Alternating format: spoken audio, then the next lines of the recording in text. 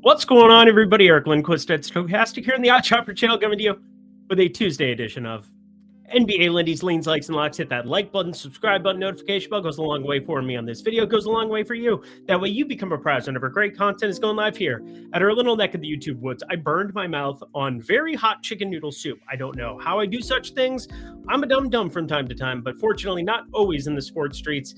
Wasn't my best NBA day on Monday, that is for sure. But DK DFS over at Tails put me on Isaiah Jackson. Woo, he is for real. Which, I mean, I bet him 2 times on my own last week. But hey, when you see sharp-minded people come together and put together a play, well, that is usually a recipe for success because DK DFS, I believe, one of the best NBA handicappers in the space, which is why I'm so excited to have him over at Tails with us. So check his content out, does a lot of free stuff, does some pick'em stuff for the people, and DFS, he just crushes it in all of the things. Plus, so many other people over at Tails that you can check out. Download the Tails app at the App Store, at the Google Play Store. All that goodness. We got all of our sales, all of those good things done from the Lindy Discord, but don't forget the Tails app. It's available to you right now as well. And hey, you know what else is available to you? Just be like Lindy, join Tails today. Head to the comment section below. The only link you'll see there besides the Discord link, which is still there.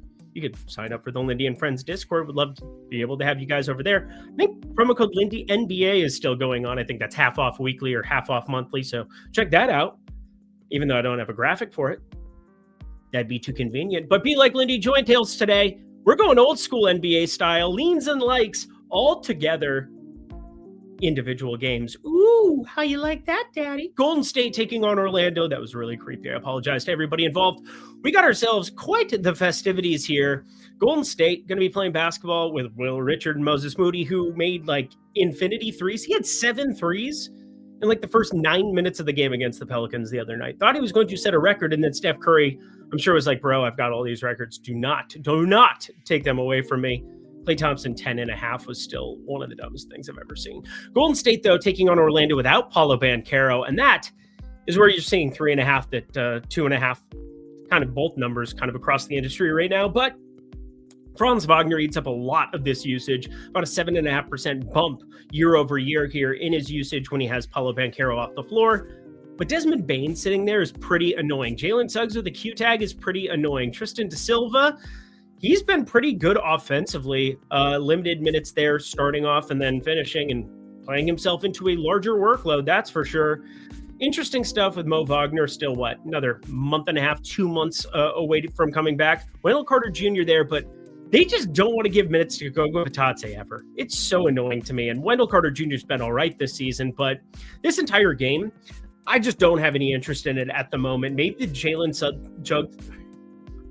Chugs, yeah, that'd be great. Sounds like a stripper. Jalen Suggs.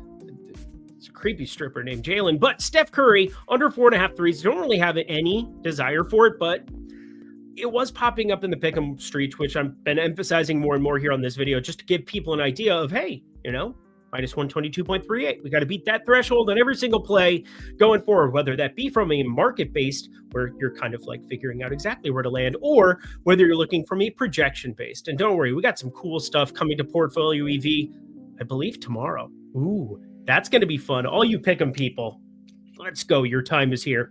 Boston, 10.5-point favorites taking on Brooklyn in this spot. Oh boy, Brooklyn is not good at basketball, but this is kind of a weird one for me. We've finally seen Peyton Pritchard return to the mean, knocking down shots, doing progressive things. Not progressive auto, but like evolving in his NBA career. Chris Boucher not really involved in this rotation, but Anthony Simons, what happened last game that they just completely hit eject on him? I think he had 2 assists, 2 turnovers. And I didn't have any money on him whatsoever. But Josh Minot coming off the bench like he should. But Jordan Walsh now into the starting unit. So many weird things here as well. We're going to get by these leans early on, and then we're going to get ourselves into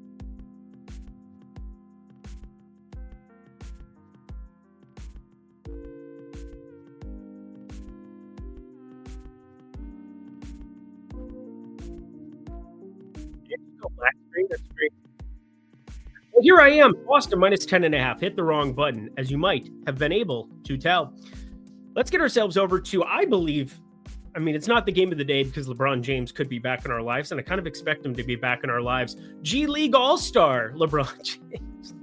Those are some funny funny bits. Anyway, Detroit, this is funny. How good they've been playing basketball, even without Cade Cunningham. Asar Thompson gave them a day off, and now they're taking on a Hawks team that I believe has won 5 basketball games in a row. It's the 12-2 Detroit Pistons against the 9-5 Atlanta Hawks. What a time to be alive. Jalen Johnson's that dude. I've been trying to tell people for years, Jalen Johnson is that dude. Hopefully you listen for the most part.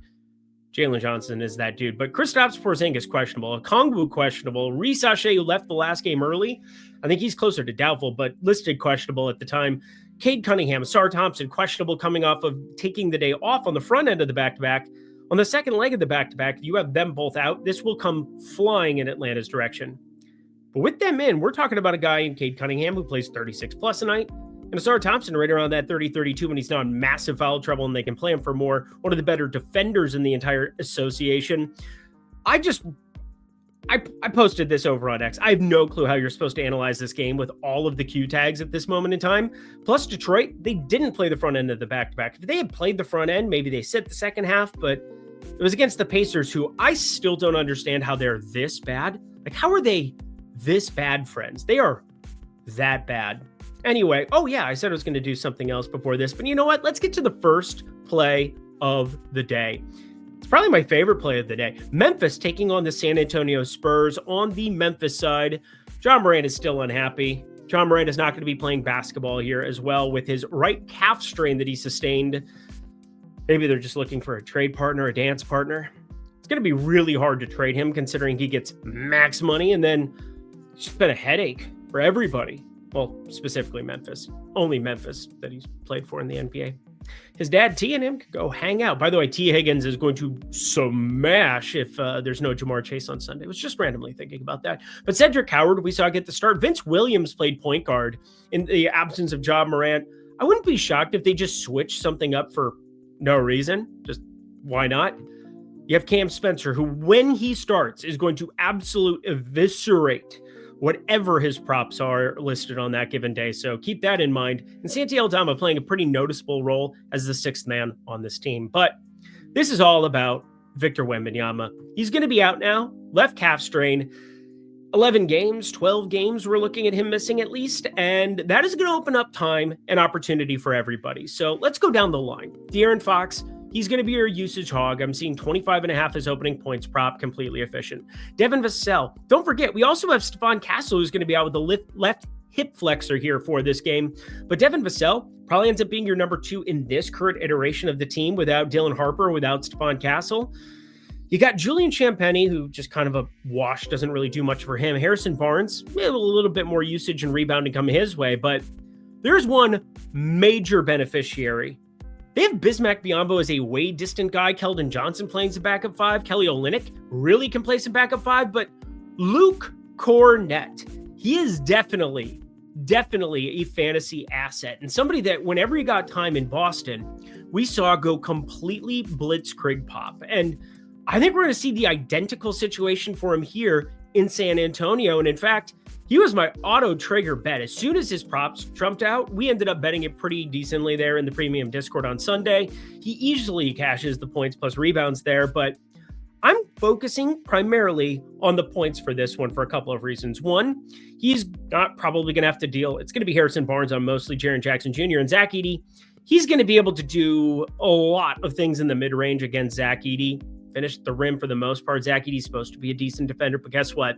7'4", pretty slow. And Luke Cornett, while he kind of looks like he's playing in slow motion, he's got that old man at the Y game in him, especially on the offensive end. I like the points. Played 28 minutes there in that start against Sacramento. Just tooled Domantas Sabonis on a couple of them. It made me happy. Or was it Domantas Sabonis? I feel like I was watching Domantas Sabonis for most of that game. You know who he really tooled on one play? It was absolutely beautiful. What's his face? Not Nick Richards. What's his face? Nobody cares. Okay, that's great. Luke Cornett, over 10.5 points. Let's continue on. But first, be like Lindy, join Tails today. There's a link down there. You guys should check it out. That's really as simple as it is here. Nothing fancy today. Just the information. Utah taking on the Lakers. Here's some information for you. LeBron James practiced with the G League and listed questionable in the injury report. First time that we've seen him questionable now, might make his season debut. Now, You got to expect a minutes limit, but you don't bring LeBron James back until LeBron James is ready to play basketball again, especially in near infinity in his career. I mean, the guy is in his 40s, he's playing ball, he's doing the things, but you want to be pretty smart with what you're going to do with LeBron James. And JJ Redick, I think, is pretty aware of that. Right side sciatica, kind of a random one. Kind of felt like they wanted to get him off to a slower start to his season and know that it's a long NBA year. And you have a healthy Luka Doncic, a healthy Austin Reeves. This is a very capable Lakers team, that is for sure. Utah's played better than I expected them to, and it hasn't necessarily resulted in winning. Still well below 500. They have Kyle Anderson and Taylor Hendricks listed with questionable tags for the 50 millionth time, it feels like, in a row. And Kyle Filipowski joins them. In its current iteration, Ace Bailey is somebody that I'm actually looking at from a rebound and points perspective, but boy, do I not like him as an asset. I think DeAndre Ayton is very close to playable. He's sitting juiced at minus 140, but he's available in the pick'em streets. Ended up firing him up on an underdog before, firing up this card, put that in the old basket. I almost said delivering like mail. But anyway, DeAndre Ayton under 9.5 rebounds. Me likey it for pick'em. Yeah, just outside the fringe of where you want to be betting that one for right now. But keep it in your consideration. I just expect with LeBron back, that's a great rebounder, somebody who does everything in the whole box score. But Ayton's need, you can go some small ball lineups here, especially against Utah, where you don't have to be rolling them out at the 5. And, 12.5 point spread also is looking pretty grim. Phoenix taking on Portland. Last game of the night. Hit that like button for me. I'm exhausted. As we have Drew Holiday doubtful now. It's going to be Shaedon Sharpe, Tamani Kamara, Jeremy Grant, Denny Avdia, and Donovan Clingan. But I was very surprised. Very, very surprised. See opening number 23.5 on Shaedon Sharpe. Probably going to be adding that here as soon as I get off this program. Want to double check because books were just starting to roll it out. And Underdog, shout out Underdog, fantasy goodness.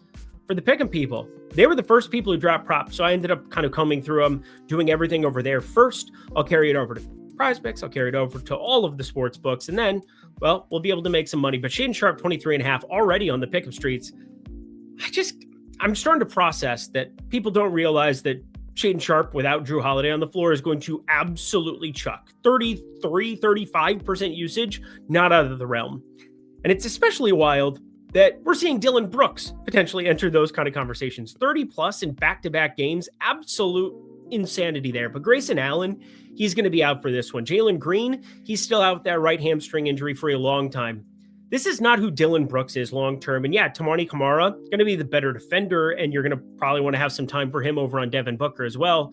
But Dylan Brooks shorting him, just shorting the offensive production we've seen from Phoenix out of the middle of nowhere. And we know Royce O'Neal, Dylan Brooks, these are like winning basketball players. You want to get as many 3-and-D wings on your team as you humanly possibly can, especially with great ball handlers like Luka Doncic, like Kyrie Irving, like whomever else we've had over the last 5-10 years. You put those kind of 3-and-D wings, and you're just sitting with the lottery there. I mean, Denver, they need a couple more even. They have Aaron Gordon. You saw how that worked opening night. I'm just saying.